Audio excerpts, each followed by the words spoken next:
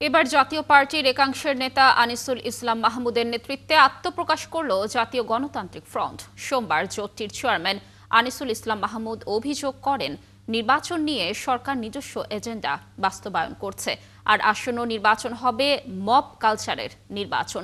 আরেক নেতা আনোয়ার হোসেন মঞ্জু সরকারের বৈধতা নিয়ে প্রশ্ন তোলেন। এই জোটে ৬টি নিবন্ধিত ও ১২টি অনিবন্ধিত দল রয়েছে। মিল্টন আনোয়ারের প্রতিবেদন।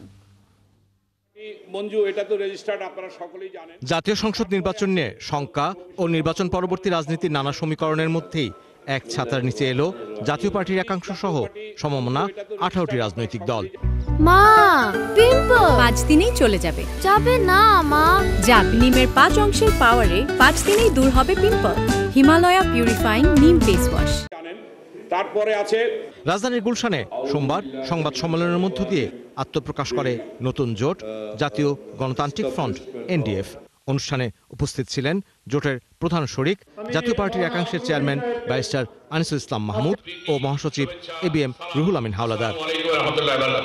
একই মঞ্চে দেখা যায় জাতীয় পার্টি জেপির চেয়ারম্যান আনোয়ার হোসেন মঞ্জুকে। নতুন এই জোটে আরও রয়েছে গোলাম সরোয়ার মিলনের জনতা পার্টি, তৃণমূল বিএনপি এবং বাংলাদেশ জাতীয়তাবাদী আন্দোলন বিএনএম সহ 18টি দল। কোন দলকে বা একাধিক দলকে বাদ দিয়ে কোন নির্বাচন হলে সেই নির্বাচন টিকসই হবে না, সেটা ক্ষণস্থায়ী হবে।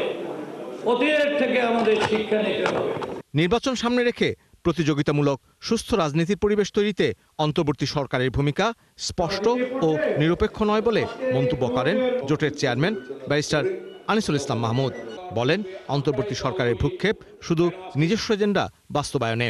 এই নির্বাচন মব কালচারের নির্বাচন হতে যাচ্ছে বলেও শঙ্কা প্রকাশ করেন তিনি। ৭১-এর মুক্তিযুদ্ধের চেতনা এবং ২৪শে জুলাইয়ের গণঅভ্যুত্থানের আকাঙ্ক্ষায় সমন্বয়ে আগামী দিনের রাষ্ট্র সংস্কার, বাংলাদেশে জাতীয়তাবাদ, মধ্যপন্থার উদার গণতান্ত্রিক রাজনীতিকে বেগবান করা, জনগণের নিয়মান কণ্ঠস্বরকে সোচ্চার করতে একটি রাজনৈতিক জোট গঠনের সিদ্ধান্ত নিয়েছে।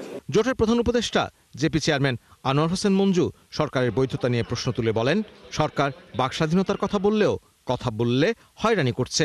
এই বর্তমানে যারা ক্ষমতায় আছেন তারা বললেন মন খুলে কথা বলেন। আমি মন খুলে কথা বলি নাই, একটু কথা বলছিলাম, বাদ আমার বিদেশ যাওয়া বন্ধ। আপনি আইল্যান্ড কেমন করে? আমি রাজনীতি করি 18 বছর বয়স থেকে। ও হালা এসে আমার পাঠ করে এইটা করো ওইটা করো।